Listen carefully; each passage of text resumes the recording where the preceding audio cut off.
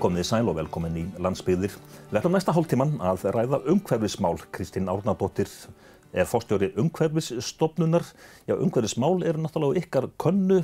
Já, hvernig stöndum við okkur Íslendingar í umhverfismálum? Þetta svo sem vítt hugtak umhverfismál. Já, við stöndum okkur á mörgum sviðum bara mjög vel og megum vera stolt af þeim árangri sem við höfum náð. En við erum hins vegar mjög mikil neysluþjóð og það kannski okkar stærstu áskoranir til framtíðar það að ná tök að þessari gríðarlegri neyslu sem við erum í. Og þetta auðvitað snertir loftslagsmálin vegna þess að við værum ekkert með loftslagsvandamál ef við værum ekki í svona mikilli neyslu sem þetta heimurinn allur. Og þannig að við þurfum að taka okkur á og breyta ýmislegt í okkar, hvernig við hugsum, hvernig við verslum og svona kannski haustum okkur líka. Hvað það sem veitir okkur raunverulega ánægju í lífinu? Við Íslendingar, við erum mikil neysluþjóð, þannig að það ekki nóg bara að friðþægja okkur með því að segja að við séum svo góð í að flokka síðan. Nei, það nefnilega ekki nóg. Við þurfum fyrst og fremst bara að neyta minna, kaupa minna og líka svolítið að horfa á þetta. Við höfum til dæmis tekið þetta sem dæmi varðandi matarsóun. Það bil 1/3 af þeim matvælum sem eru framleidd eru síðan hent. Þannig að þú getur ímyndaði það að þú hefur fyrir því að vinna fyrir einhverjum peningum og svo hefur fyrir því að fara út í búð og ná í þessa matvöru og setja það inn í ísskápið þinn og svo það eld úr þessu og svo hendum við þessu. Svona stóru magni og af þessum miklu verðmætum. Og þetta svona dæmi algjöra sóun og eitthvað sem við getum öll tekið okkur á í að bæta okkur vegna þess að þetta bæði framleiðir gróðurhúsalofttegundir, þú ert að framleiða matvælin en ekki síður þegar þú hendur þessu sem úrgangur þá fer þetta í jörðina og þar verður þetta líka gróðurhúsalofttegundum. Þannig að við þurfum bara, þetta svolítið stóra málið, bara svona minna. Þetta svona okkar einkunnar orð þessa dagana. En samt sem áður hjá íslensku þjóðinni núna í góðærinu þá það alltaf bara meira. Já, og það kannski svona ákveðin vonbrigði að þegar að við rísum upp úr þessari kreppu að við förum fullmikið aftur í þessi kannski svona sömu gildi og við vorum með áður. Það að segja að það sé neyslan sjálf sem að gefa okkur svona ákveðna gleði en staðan þess kannski að einbeita okkur að öðrum hlutum. Og við þurfum einhvern veginn að afkúpla okkur út úr þessari hugmyndafræði. En þetta kannski ekki rosalega einfellt heldur vegna þess að það þetta sífellt verið að benda manni á það að með því að kaupa þér eitthvað þá verður þú glaðari, þú verður hamingjusamari. Og ég nú bara, ég veit nú að ég má ekki vera með síma en þetta tæki, þetta eitt af því sem að þarf svolítið að endurskoða tengsl sín við vegna þess að hér þetta alltaf verið svolítið að segja þér hvað þið vantar og einu sinni fékkstu kannski hugmynd að þú vildi kaupa þér eitthvað nýtt og oft þá bara gleymdur því kannski 2 dögum seinna en hér leiðu þú búin að setja þetta inn í umheiminn að þú vilji kaupa eitthvað hlut þá sífellt verið að minna það á það á samfélagsmiðlunum að þið langaði í hennar hlut. Þannig að þetta svolítið, við þurfum svolítið að passa okkur og svolítið aftengja okkur sjálfum vegna þess að það að neyta minna má heldur ekki vera bara einhver refsing. Þetta á að vera eitthvað svona raunverulega að þið langi ekki til að neyta svona mikið. En hvernig vinnur Umhverfisstofnun, hvernig mælið þið til dæmis árangurinn af ykkar starfi?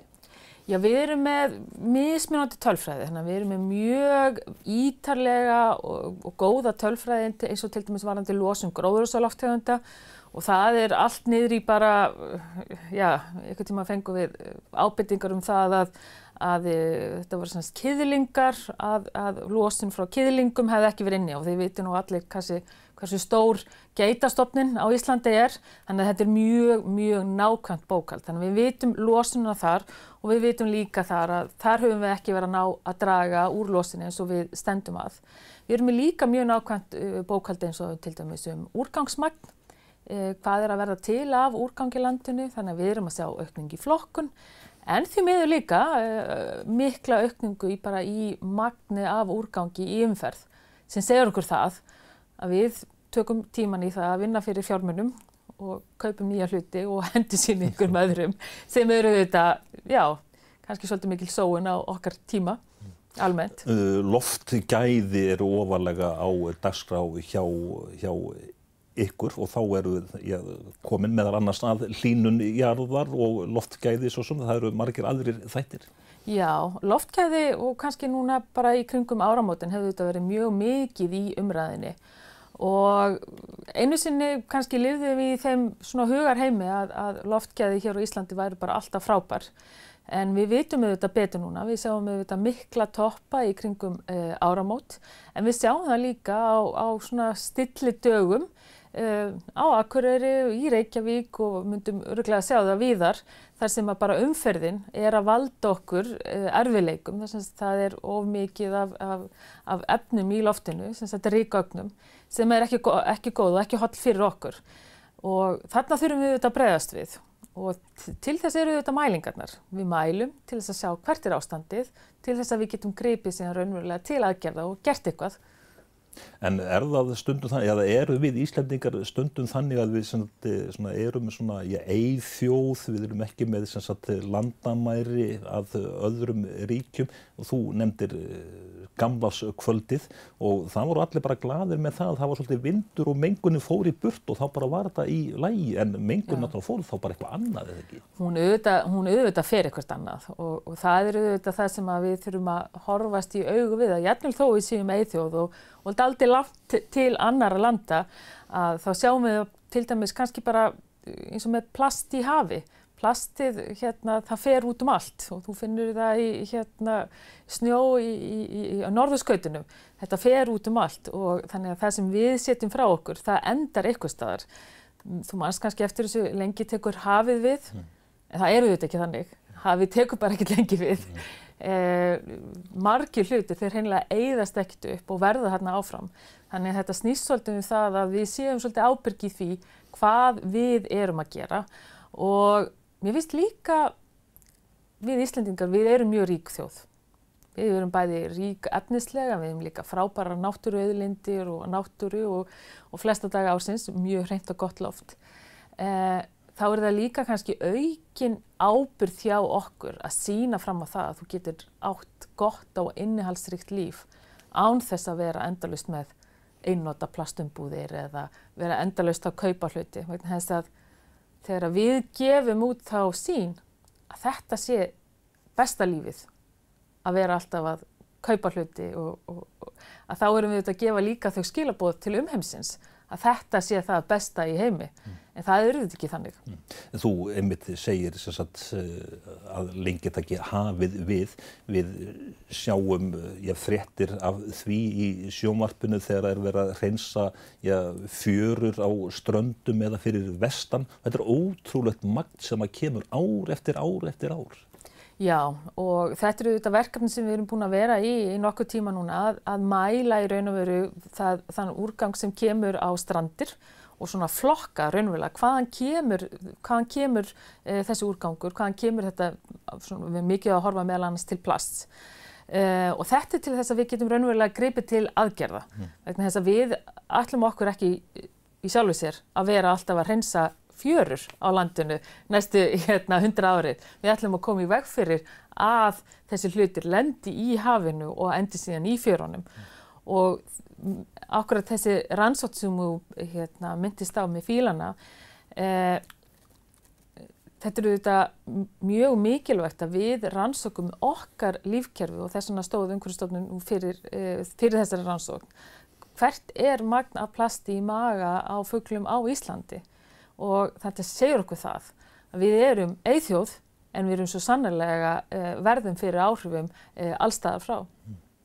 Þegar þú komst hérna í þetta viðtal sem tekið upp á Akureyri, þú keyrðir í gegnum bæinn og varst væntanlega vör við svifryk. Akureyringar nota mikinn sand eða malarefni til hálkuvarna, rúmlega 1000 tonn á einu vetri. Já, þetta stiltur og fallegur morgun og maður sá alveg það var mikil svifryk í loftinu og þarna við mælum, við sjáum að það svifryk en fyrst og fremst þarf við að koma í veg fyrir þetta svifryk myndast, til dæmis með því að rykbinda eða þvo göturnar betur.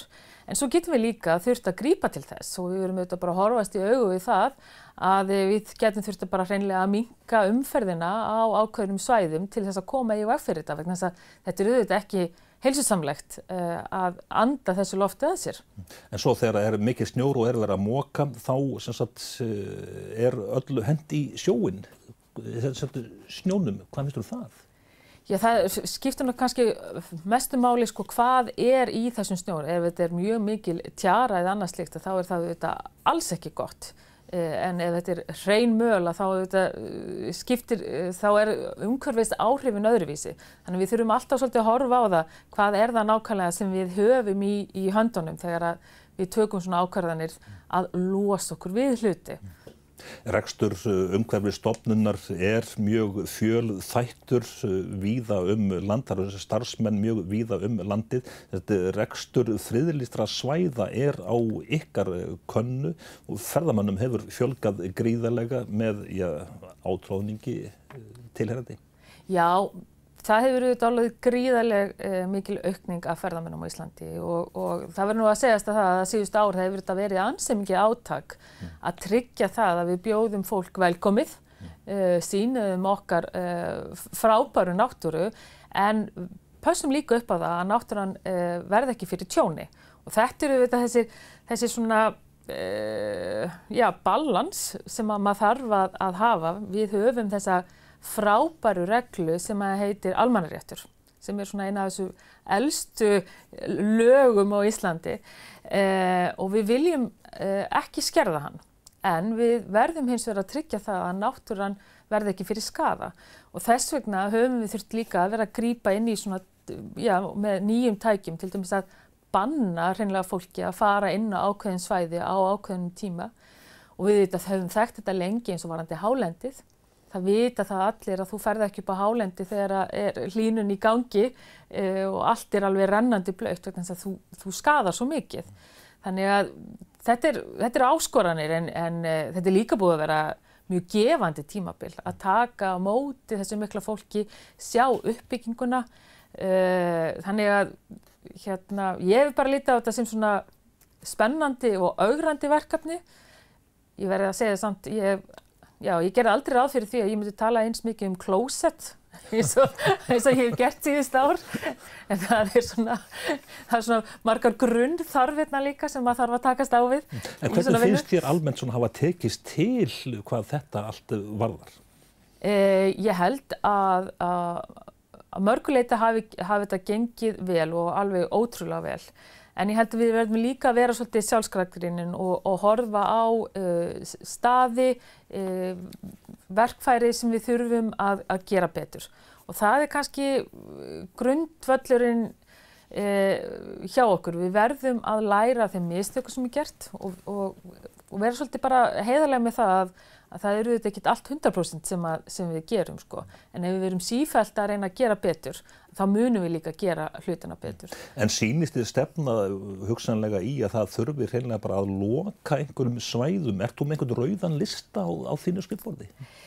Já, sko, við erum sífellt að vinna með svo kallaða rauða lista en þá erum við að horfa á svæði sem undir miklu álagi og hvaða aðferðafræði við getum raunverulega nýtt til þess að halda svæðunum opnum. Þannig að það megin markmiðið okkar. En ég verði þetta líka að segja það að þau svæði sem eru hvað allra viðkvæmust að stundum þá líka bara best að láta sem fæst að vita af þeim. En það þetta ekkert mjög auðvelt á heimi þar sem að ykkur poppstjarna tekur upp á því að láta taka mynda sér á einhverjum stað og síðan þetta orðið bara risa ferðamannastaður.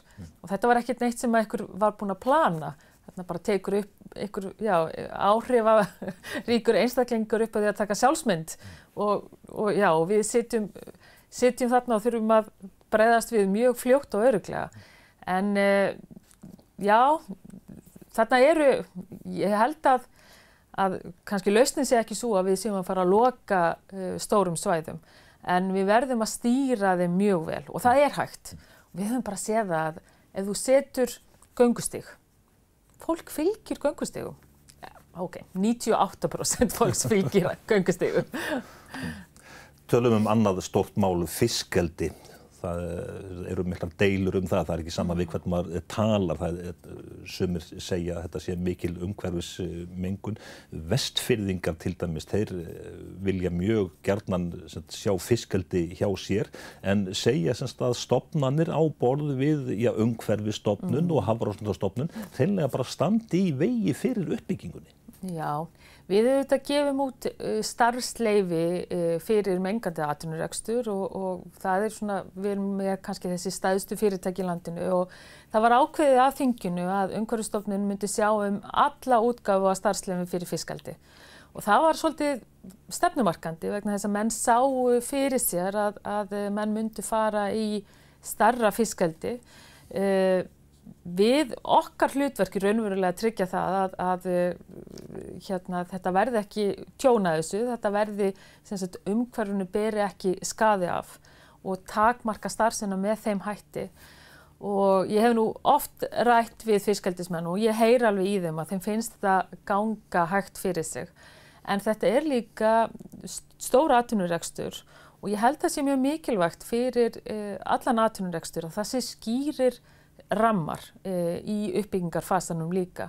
Þannig að, en maður hefur alveg heyrt þessa óþolinmæði, það er alveg rétt.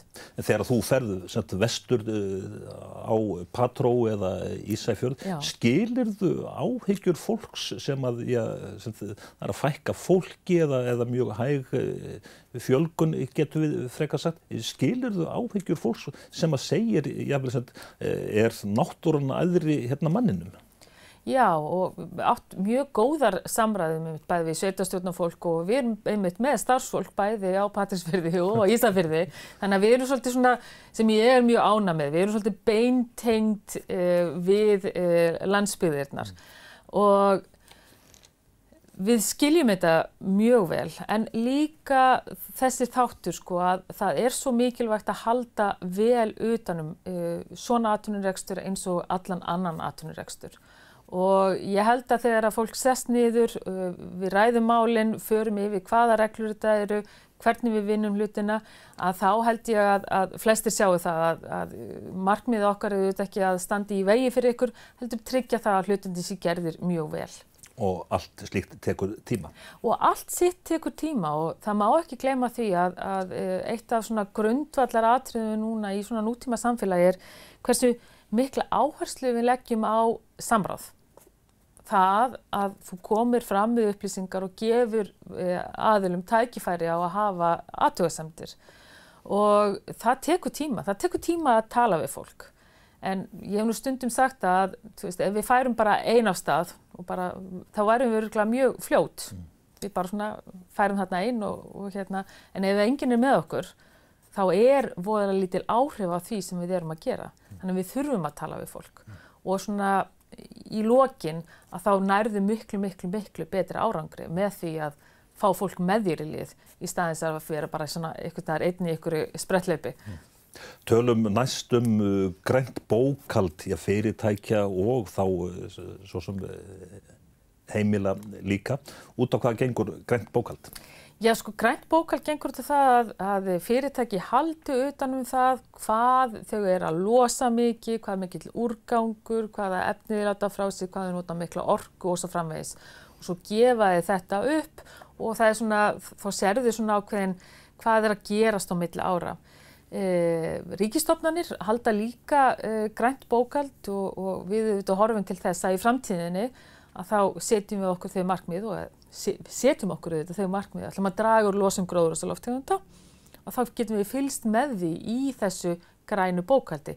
Raunverulega hvernig fyrirtækjum, stofnunum gengur raunverulega að draga úr sinni losun.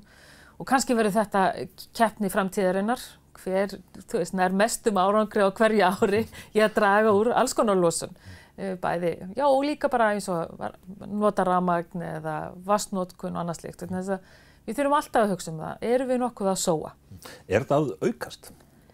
Meðvitun umhverfismál og það að, hvað maður segja, að halda vel utan sín áhrif á umhverfið, ég held að það sé að aukast. Og að fyrirtæki og ég segi sérstaklega velrekin fyrirtæki, þau eru mjög meðvituð þetta, að þetta skiptir máli. Er svona munur á kynslóðum hvað þetta varðar?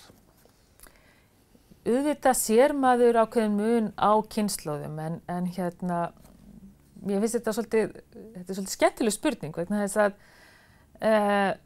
einhvern tímann fékk ég þetta, já, eldra fólk er ekki eins gott í að flokka. Kannski er það rétt, ég vil nú ekki kannski dæma það beint 1, 2 og 3 en það eina sem ég veit bara svona að fólkinu í kringum mig að eldra fólk er yfirleitt ekki eins mikil neyslu heldur. Þannig að það er bara hreinlega, það nýtir betur, það kaupir minna.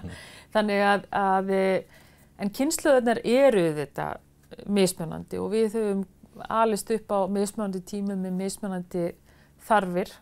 Ég held að, allavega þegar ég ólst upp að allir væru með síma í vasanum og það að þú þyrfti næstu endurnýjan á 1,5–2 ára fresti. Þetta hefði náttúrulega bara þótt vera galið.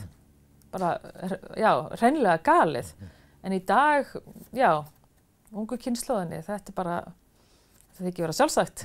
Þessi þáttur landsbyggðir, við erum hérna með landakortið í kringum okkur. Starfsemi umhverfisstofnunar er mjög víða landið. Hvernig gengur það? Var ekki miklu þægilegra fyrir forstjóran að hafa alla í kringu sig bara?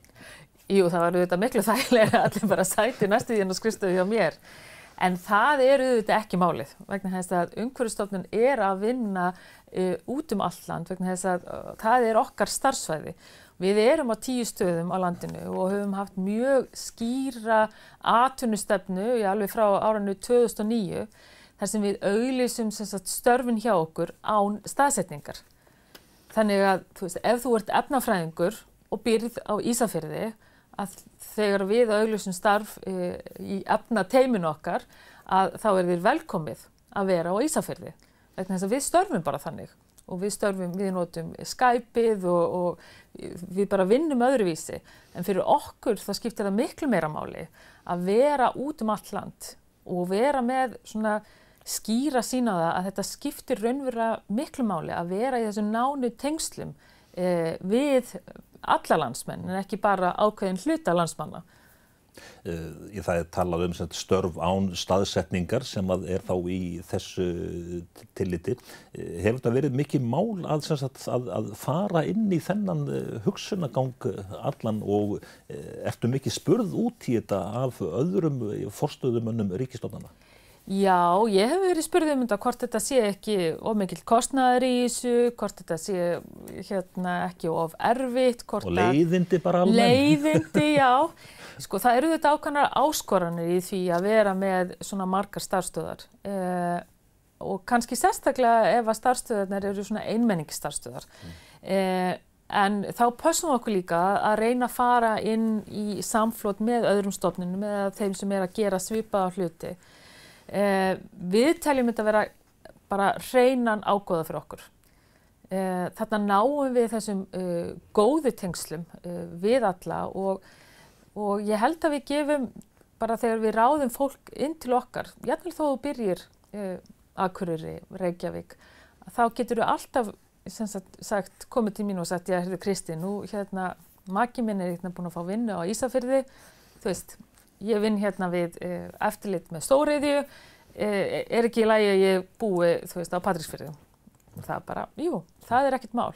Þannig að þetta gefur líka, ekki bara þegar við erum að auglýsa störf, heldur líka því starfsfólki sem er hjá okkur, þetta frelsi að þú ert ekki bundin bara við nákvæmlega eitt stað.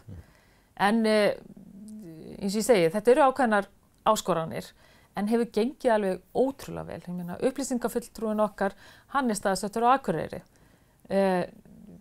Auðvitað er þetta ákveðnar áskoranir, en þetta er samt svo frábært. Hvað með því svona starfsánægjun og starfsandan, hefur það verið kannað því að þetta er nú líklega svo stofnun sem er með flest útibúin og kannski hlutfallslega flesta utan höfuðstöðvanna? Já, og sko, þetta er svona, hvað maður segja, við erum stofnun sem það er mikið að gera hjá okkur. Þannig að við sjáum það í mælingum hjá okkur, það er mjög mikið álag á starfsfólkinu okkar. En hins vegar líka mikil starfsánægja og sem sagt að fólk glatt í vinnunni og finnst þau vera að vinna starf sem skiptir miklu máli. En líka þetta mikið álag, það mikið að gera og hérna, þú myndist á fiskeldi, það náttúruverndin, þetta svo margir stórir þættir sem hefur verið svo mikið að gera í, þannig að þetta líka álag. En já, almennt myndi ég segja það að starfsfólk væri ánægt hjá Umhverfisstofnun, já. Það orðið nokkuð svona liðið á janúar, Kristín, hvaða áramótaheit gafstu nú í umhverfismálum? Já. Ég held áfram með mín áramótaheit að neita minna. Ég hef nú svo sem í gegnum árið tekið mér svona alls konar, já, sem sagt mig, já, ok, nú kaupir engin föt í 6 mánuði og svo dregur hún neyslu þarna og ég sem sagt, labba alltaf í vinnuna, nema þeir alveg brjála veður, þá bara viðurkenni það, þá tek ég leigubíl. En nú ég svona að reyna að hugsa mína neyslu. Þannig að ég svona aðeins að hugsa hausinn á mig líka, að ég sé ekki að skerða mín lífsgæði með því að neita mér að kaupa eitthvað, heldur það að þetta sé bara, já, þetta sé gott að vera ekki í þessari neyslu. Þannig að það svona mín nýársheit og það svolítið tengist auðvitað þessu hérna taki líka sem að fjölskylda mín bendir stundum á að ég sé fullmikið í. Þetta líka ákveðið atvinnutæki að samfélagsmiðlarnir aðeins að takmarka notkun mína á þeim og vera svolítið meðvituð það að þetta ekki bara að fylgjast með frænkum og gömlum vinkonum og skólafélögum. Þetta auðvitað líka gríðarlega öflugt tæki til þess að vera sífellt að láta dynja á sér auglýsingar alls konar hluti sem að maður fer þá líka að halda að maður þurfi á að halda. Þannig að þetta svona mín nýársheit, það að draga úr sóun og vera svolítið meðvituð það. Hvaðan kemur þessir hugmyndir að maður þurfi allar þessa hluti sem við vitum auðvitað innst inni að við þurfum ekki á að halda. Kristín Linda Árnadóttir, forstjóri Umhverfisstofnunar, þakka þér fyrir spjallið. Takk fyrir.